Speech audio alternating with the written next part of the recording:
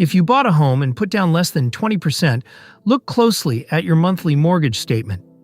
There's a good chance you're paying a few $100s a month for insurance. And here's the twist that catches everyone off guard. That insurance doesn't protect you. It protects your lender. It's called private mortgage insurance, or PMI. Money that does nothing for you and builds zero equity. But here's the good news, and the whole reason for this video. PMI is not permanent. It's designed to die, and there are 3 separate ways to get rid of it. One where it falls off on its own, one where you can demand it gone early, and an appraisal trick most homeowners never even hear about that can end it years ahead of schedule. So let's break down what PMI is, what it costs, and the 3 escape hatches that switch it off. Let's start with the most important thing to understand, because it reframes everything: who PMI actually protects. When you buy a home, the lender hands over a huge pile of money on day one. Put down 20% and they feel safe. There's a real cushion of your own cash between them and a loss. Put down less, and that cushion is thin. To the lender, you're now a higher risk. If they ever had to foreclose and sell for less than you owe, they'd eat the difference. So they require private mortgage insurance to cover that gap. And here's the part that surprises people. You pay the premium every month. But if the loan defaults, the payout goes to the lender, not you. You're paying for a policy you can never collect on. The trigger is a number called loan to value, or LTV, how much you owe compared to what the home is worth. Lenders require PMI whenever your down payment is under 20%, which is the same as saying your loan to value is above 80%. Put down 10%, you owe 90% of the value, and PMI gets bolted onto your monthly payment. So PMI is the price of admission for a small down payment, a toll, not a benefit. The game from here is stopping it as fast as the rules allow. Now let's put a real dollar figure on this toll, because it's bigger than most people realize, and shaped by one thing you can control. Annual PMI typically runs between about 0.46% and 1.5% of your original loan amount every year.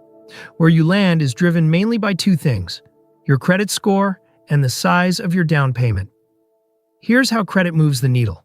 On the lower side, the 620 to 639 band, your rate trends toward the high end, around 1.5%. With high credit, 760 or above, that same insurance can drop toward the low end, around 0.46%. Same loan, same house, a much smaller bill, just because the lender sees you as lower risk. Let's translate that into money. Take an illustrative $300,000 loan. The math is simple. Monthly PMI equals the loan amount times the annual rate divided by 12. At the low end, around 0.46%, that's roughly $115 a month. At the high end, around 1.5%, it's roughly $375 a month.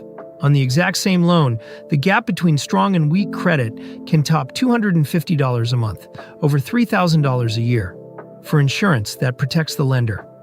That's why your credit score quietly matters long after you've signed. So PMI is the lender's insurance that you pay for.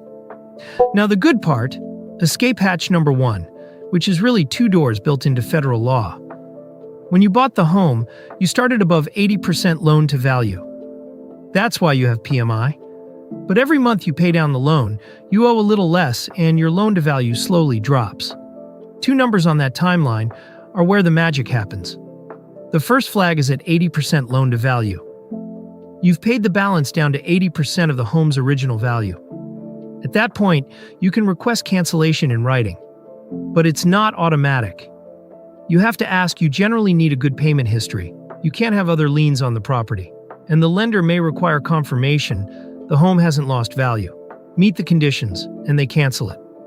The second flag is at 78% loan to value. And this is the one you don't have to lift a finger for. At 78%, based on your original payment schedule and the original value, the servicer must automatically terminate PMI, as long as your loan is current. No letter, no request, no appraisal. It just has to go. That contrast is the whole idea. At 80% you can ask. At 78%, they must act. Both thresholds come from a federal law, the Homeowners Protection Act of 1998. One caveat, it covers borrower-paid PMI on most conforming loans, but not FHA loans, which play by completely different rules. Now here's escape hatch number 2, the one most homeowners never even hear about. And it can end your PMI years before the paydown timeline gets you there. Everything so far assumes you're slowly chipping away at the loan balance. But there's a second way to hit your equity target, and it has nothing to do with paying down the loan. It's when the home itself goes up in value. Loan to value is your balance compared to the home's worth, and you can shrink that ratio from the top by paying down the balance, or from the bottom by the home appreciating. If your neighborhood heats up and your home is suddenly worth more, your loan to value can quietly fall below the threshold long before your schedule predicts. But the lender won't just take your word for it. To use appreciation, you typically pay for a new appraisal, an illustrative $300 to $500. And the bar is higher than the normal thresholds. Under common Fannie Mae guidance, if you've owned the home 2 to 5 years, your balance has to be 75% or less of the new appraised value. Owned it more than 5 years, it's 80% or less. There's usually a waiting period too. A 2-year seasoning requirement is common before you can use appreciation, though it can sometimes be waived for substantial documented renovations. And final approval and exact rules are set by your servicer and investor. But the payoff is huge. A few $100s on an appraisal can switch off a bill of a few hundred a month, potentially years early. So far, it's all been good news. PMI dies. But there's a critical exception, because not all mortgage insurance cancels the same way. We've been talking about conventional loans, where PMI cleanly cancels at those 80 and 78% thresholds. But FHA loans, popular with first-time buyers, don't use PMI at all. They use something called MIP, Mortgage Insurance Premium, and MIP plays by much harsher rules. With an FHA loan, you pay a 1.75% upfront premium at closing, plus an annual MIP on top, commonly around 0.55% for a typical 30-year loan, ranging roughly from 0.15 up to 0.75%. But here's the trap. On FHA loans where you put down less than 10%, that annual MIP lasts the entire life of the loan. Not until 80%. Not until 78%. The whole 30 years. Only with 10% or more down does it end. And even then, not until 11 years in. So conventional PMI is removable. FHA's MIP, for most buyers, is essentially permanent. The most common way out is refinancing. Once they've built 20% equity, many borrowers refinance the FHA loan into a conventional one, trading life-of-loan MIP for the cancelable PMI we've been talking about. That refinance is the real exit door, and it's why the difference between PMI and MIP is worth knowing before you pick a loan. So let's pull it together.